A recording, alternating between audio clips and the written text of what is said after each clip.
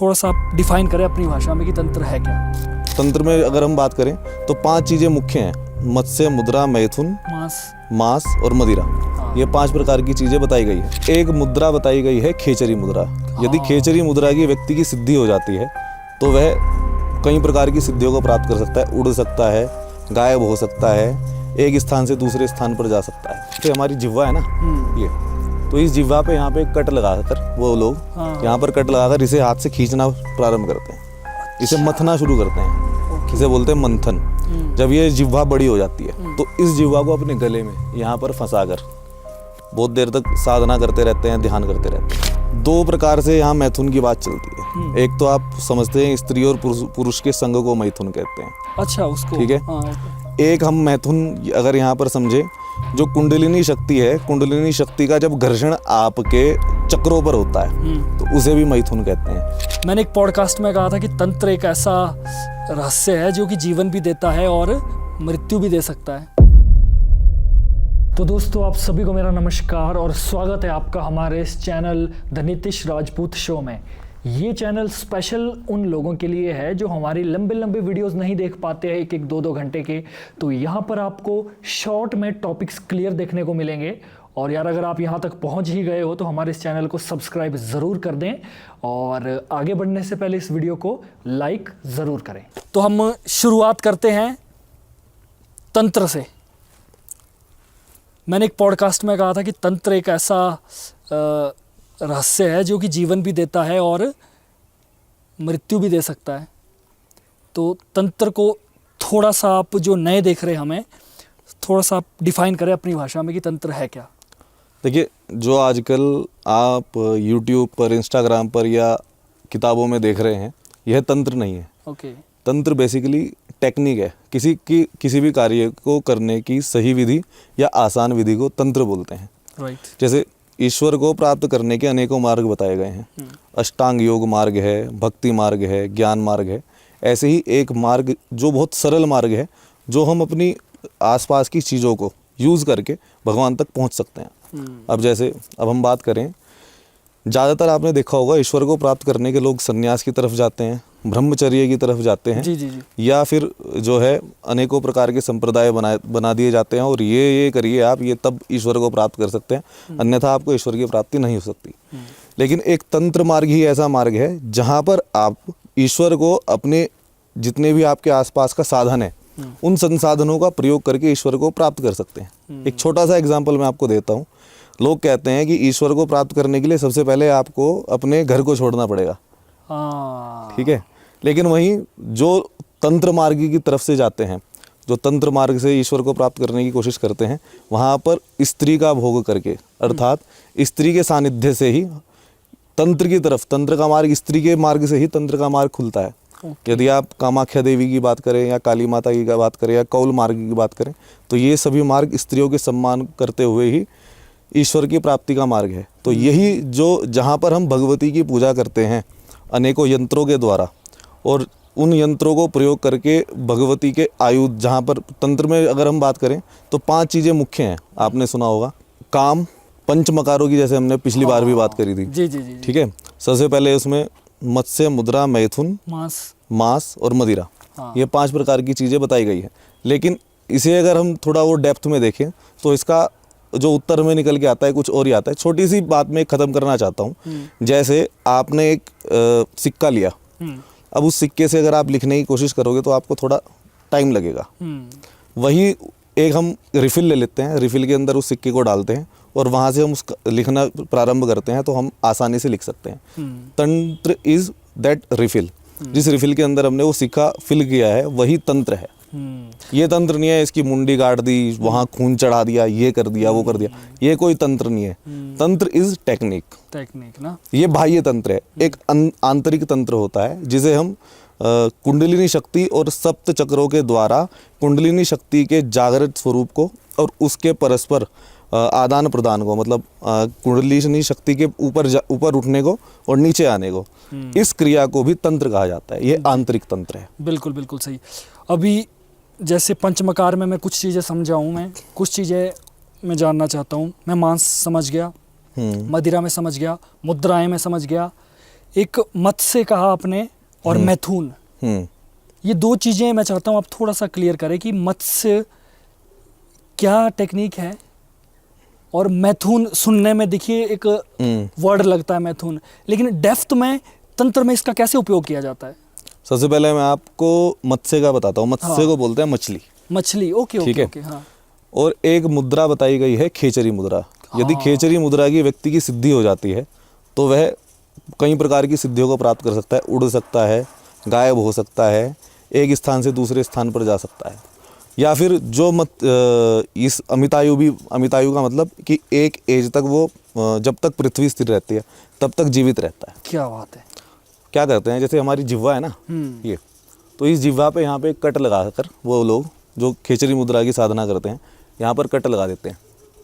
ये यहाँ पर कट लगाकर इसे हाथ से खींचना प्रारंभ करते हैं। इसे मथना शुरू करते हैं। इसे बोलते हैं मंथन। जब ये जिह्वा बड़ी हो जाती है तो इस जिह्वा को अपने गले में यहाँ पर फंसाकर बहुत देर तक साधना करते रहते हैं, ध्यान करते रहते हैं। तो हमारे मस्तक यहाँ से, यहाँ पे आपने सुना होगा न्यूट्रॉन्स होते हैं हमारी मस्तक पर, तो इन न्यूट्रॉन्स में से एक अमृत टपकता है। जब वो अमृत खत्म हो जाता है तब व्यक्ति की आयु खत्म हो जाती है। उस अमृत को पान करना ही, उस अमृत का पान करना ही इस खेचरी मुद्रा की सिद्धि कहलाती है। जिसने उस अमृत का पान कर लिया वो अमितायु हो जाता है उस स्थिति में। तो यहाँ पर यह मत्स्य मुद्रा जो बताई गई है, मत्स्य का मतलब हमारी जिह्वा, जिह्वा को मत्स्य बोला, मत्स्य का हमने मंथन किया, मंथन करने के बाद उस मत्स्य को वहाँ पर यहाँ चिपका दिया, फिर उसे क्या बोलते हैं अमृत का पान कर लिया। अमृत पान करने के बाद फिर वह व्यक्ति अमितायु हो जाता है, अर्थात उसकी मृत्यु नहीं होती। बहुत डीप आपने बताया, और मैं तो इसको भी एक बहुत छोटी समझ रहा था। मैंने देखी ना वीडियो, मैं भी कोशिश करता कि ऐसे, और मेरे दिमाग में ये था कि जीभ को हम ऊपर करते ऊपर की तरफ कट लगाते हैं। ऊपर नहीं लगता, नीचे लगता है। यहाँ नीचे लगता है ना। इसे काट कर ये इसे फिर लंबी पहले खींचना प्रारंभ करते हैं। 1-2 साल खींचा जाता है। खींचने के बाद इसे यहाँ गले में फंसाया जाता है अंदर। और फिर जो ये मस्तक में से जो अमृत की जो बूंद टपकती है वो नीचे ना निकल जाए तो उसका पान किया जाता है यहाँ पर। ये होती है खेचरी मुद्रा की सिद्धि।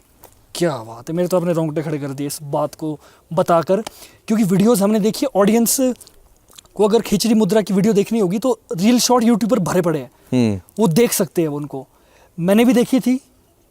आपने जो खेचरी मुद्रा देखी है, 2 प्रकार की खेचरी मुद्राएं होती है। खेचरी मुद्रा वैसे 9 प्रकार की होती है। अच्छा। 9 प्रकार में से मुख्य रूप से 2 मुद्राएं खेचरी मुद्रा है। एक मैंने आपके पिछले पॉडकास्ट में बनाकर दिखाई थी, ये हाथ को घुमाकर वो जो मुद्रा बनाई थी वो खेचरी मुद्रा है। एक ये खेचरी मुद्रा है। जो माँ काली जो जीभ निकाल के रखती है ना बाहर, तो वो खेचरी मुद्रा को ही प्रदर्शित करती है। ये नहीं उन्होंने जीभ निकाल दिया, ऐसा नहीं। तंत्र मार्ग में जो जीभ को निकाल कर दिखा रही है, इसका मतलब वो इस चीज को प्रदर्शित कर रही है कि खेचरी मुद्रा कीजिए। खेचरी मुद्रा करने के बाद ही आपको दूसरी सिद्धियों की प्राप्ति होगी। लेकिन लोग क्या कर रहे हैं, माँ काली के नाम पर शराब पी रहे हैं, माँ काली के नाम पर मांस खा रहे हैं, ये कर रहे हैं, वो कर रहे हैं। लेकिन जो वो अपने रूप में प्रदर्शित करना चाह रही है और जो आपको बताना चाह रही है, कोसों दूर है उससे हम लोग, उस चीज को समझते ही नहीं है। क्या बात है। मुझे लग नहीं रहा था वीडियो के शुरुआत में इतना हमारा मतलब इतना डीप चले गए हम इन बातों को लेकर। हो सकता है ऑडियंस को कुछ चीज़ें समझ आ रही हो, कुछ नहीं आ रही हो।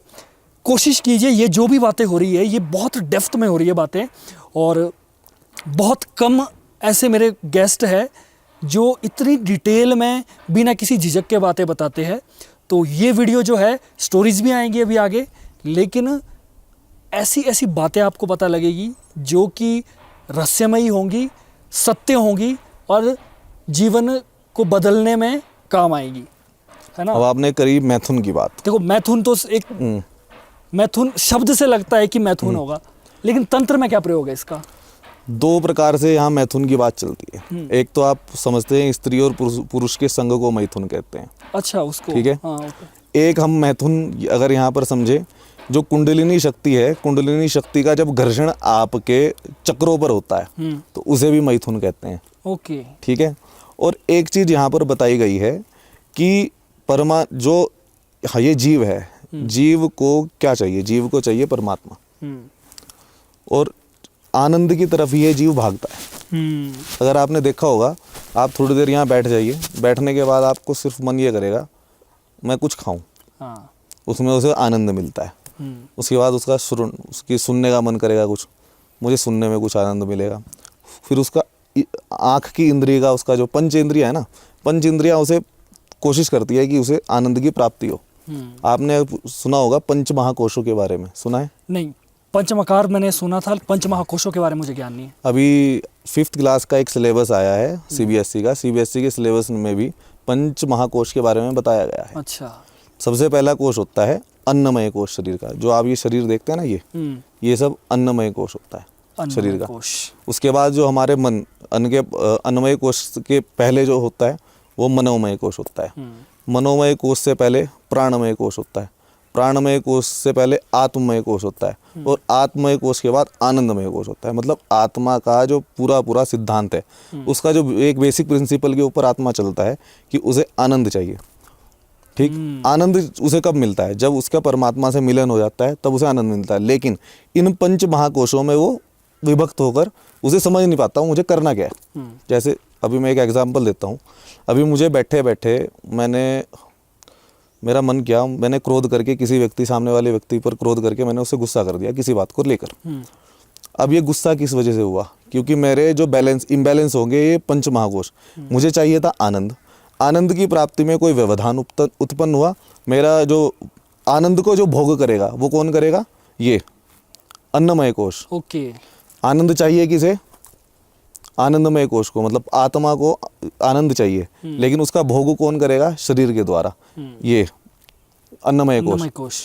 तो अब इसकी जो परस्पर ये जो परिस्थितियां बनती हैं कि यहाँ से यहाँ पे जो इनका डिसबैलेंस बनता है, इसी के वजह से ये व्यक्ति परेशान रहता है पूरी उम्र।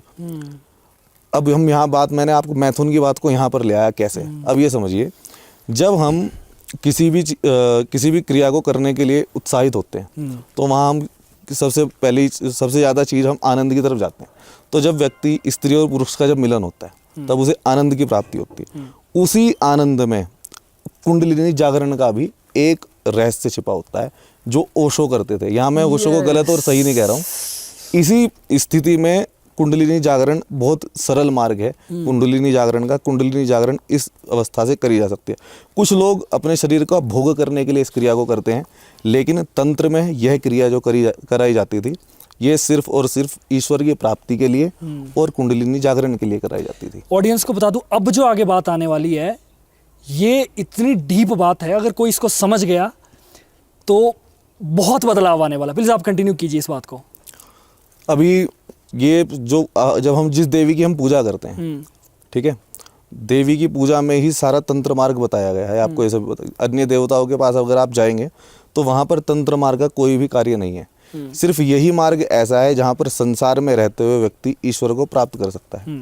यहीं पर बताया गया है कि स्त्री की प्रधानता कहाँ पे बताई गई है? यहाँ पर तंत्र मार्ग में। अन्य मार्गों में आप जाएंगे तो वहाँ पर पुरुष की प्रधानता बताई गई है, लेकिन तंत्र मार्ग ही एक ऐसा मार्ग है जहाँ पर स्त्री की प्रधानता बताई गई है। क्यों?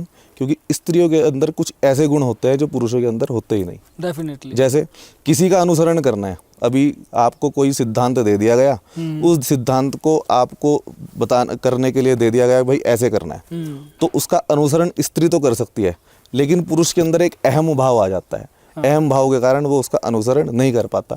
इसी वजह से स्त्रियां जो है वो पुरुषों से ज्यादा सम्मानित है। दूसरा, उनके अंदर सृजन की शक्ति होती है। सृजन की शक्ति किससे? वो जो ईश्वर तत्व है, ईश्वर तत्व जो स्त्री के रूप में उनके अंदर विराजमान है, इसी वजह से वो जो है सृजन करने के लिए मतलब शक्तिमान होती है। जैसे यहाँ पर हम 3 शक्तियों की बात करते हैं। सबसे पहले इच्छा शक्ति, क्रिया शक्ति और ज्ञान शक्ति। इच्छा शक्ति, क्रिया शक्ति, ज्ञान शक्तियों का जन्म भी स्त्री से ही होता है। मतलब कहीं ना कहीं स्त्रियों का सम्मान, स्त्रियों की पूजा और स्त्रियों को प्रधानता ही तंत्र मार्ग है। यदि कोई व्यक्ति तंत्र मार्ग में जाता है और स्त्री का अपमान करता है, कभी भी किसी भी परिस्थिति में वो ईश्वर को प्राप्त नहीं कर सकता, सिद्धियों को प्राप्त नहीं कर सकता। तो मेरे प्यारे दोस्तों, आपको आज की वीडियो कैसी लगी कमेंट करके ज़रूर बताएं, और इस वीडियो को ज़्यादा से ज़्यादा शेयर करें और अपना प्यार दिखाइए, लाइक कीजिए, शेयर कीजिए, कमेंट ज़रूर कर दीजिए। और एक बार फिर से मेरी गुजारिश है दोनों हाथ जोड़कर आपसे कि आप हमारे इस चैनल को सब्सक्राइब ज़रूर करें। तो चलते हैं, मिलते हैं नेक्स्ट वीडियो में। तब तक के लिए देखते रहिए द नितिश राजपूत शो। जय भोलेनाथ।